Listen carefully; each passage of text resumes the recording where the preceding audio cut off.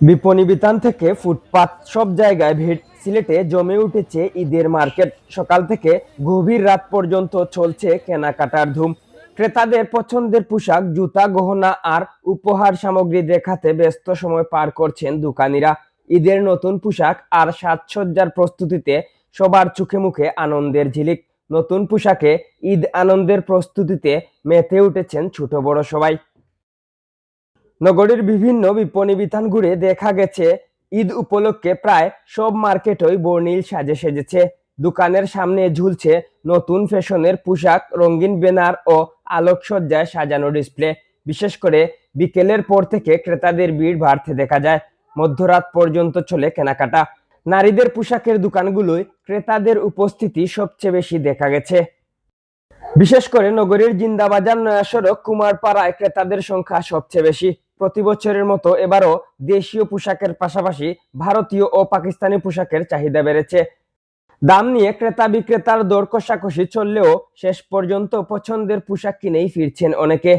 তবে শাড়ির বাজার তুলনামূলক মন্দা থাকায় কিছুটা অখুশি ব্যবসায়ীরা।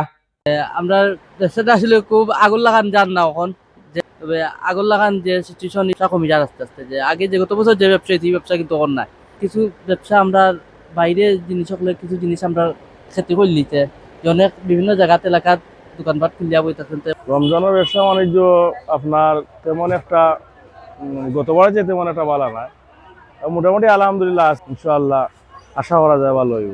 মনে করো মালটাল দুজন এরকম বেচা কিনি নাই, যেরকম মনে করছিল এরকম বেচা কিনি নাই। অবশ্যই ইনশাআল্লাহ ভালো হইব।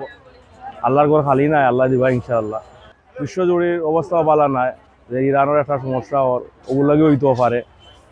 আর দেশের অর্থনীতি খারাপ মনে হয় সম্ভবত, তো বোঝা যান না। যাই হোক, আপনারা কি দোয়া করবা যাতে ব্যবসা বাণিজ্য ভালো হয়, ব্যবসা করতাম পারি, কাস্টমার আইতা কেনাকাটা করতাম। সবাই আশা করি বুঝছেন ভালো ব্যবসা হওয়ার লাগে। অন্যদিকে পোশাকের পাশাপাশি কসমেটিক্স ও গহনার দোকানেও ভিড় বেড়েছে। পোশাকের সঙ্গে মিলিয়ে গহনা কিনছেন অনেকেই।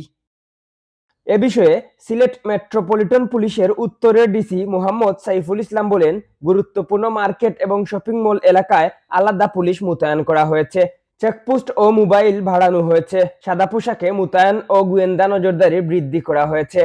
যানজট নিরসনে অতিরিক্ত ট্রাফিক পুলিশ মোতায়েন করা হয়েছে। এম কে তুহিন, আধুনিক কাগজ।